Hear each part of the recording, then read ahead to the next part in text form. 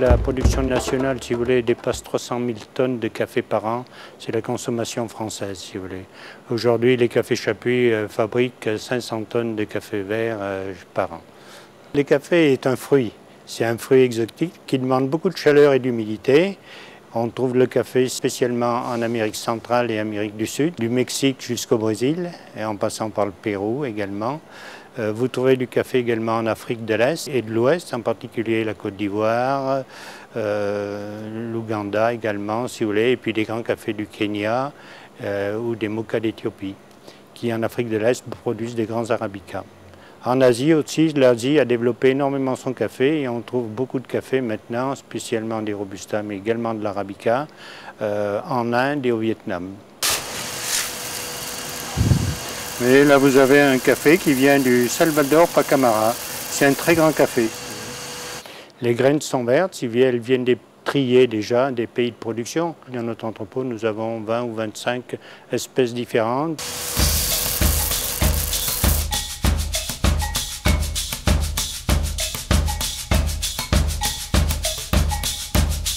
La torréfaction, c'est une cuisson. Cette cuisson permet justement au café vert qui n'a pas d'arôme par lui-même de développer son arôme. Il se produit une réaction chimique pendant la cuisson. Nous faisons une cuisson à 220 degrés et le café, pendant sa torréfaction, le café est un produit qui contient de l'eau, perd à peu près 20% de son poids. Donc les sacs de café arrivent près du torréfacteur, ils sont ouverts et là, nous, dans un grand bac, nous préparons les mélanges que nous allons torréfier, qui constituent notre recette.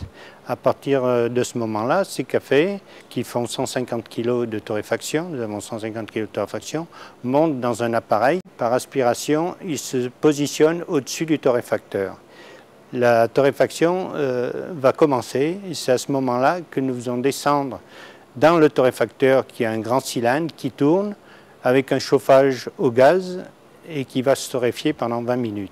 Il n'y a pas de contact avec la flamme, c'est l'air chaud qui permet justement cette cuisson.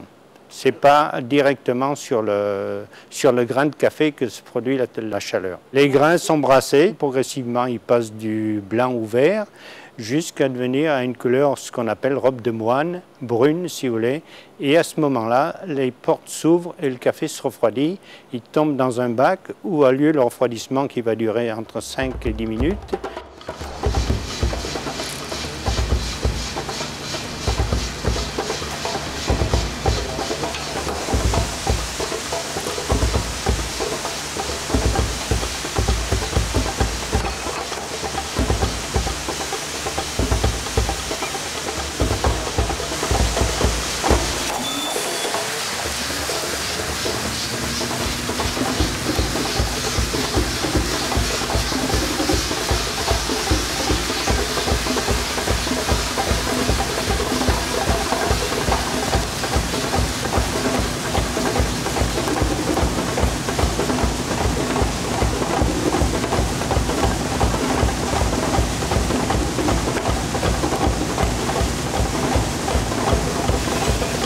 Le café se refroidit avant d'être passé, si vous voulez, dans du stockage en silo, avant de passer à la seconde période qu'on appelle la mouture ou l'emballage. La mouture est très importante pour la machine expresso, mais elle demande d'être très régulière également.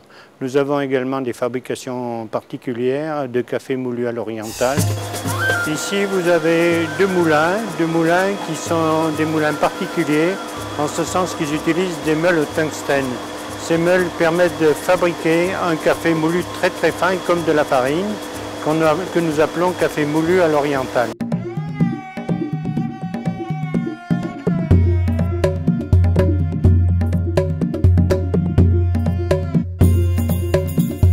Par les vis sans fin, le café moulu, ou en grains d'ailleurs, est acheminé sur les emballeuses, sur la machine à empaqueter que nous appelons.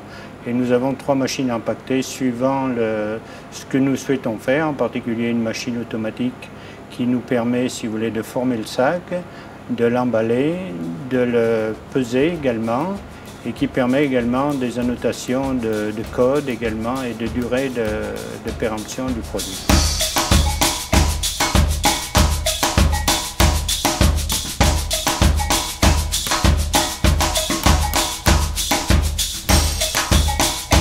Nous fabriquons 2 tonnes jour de café.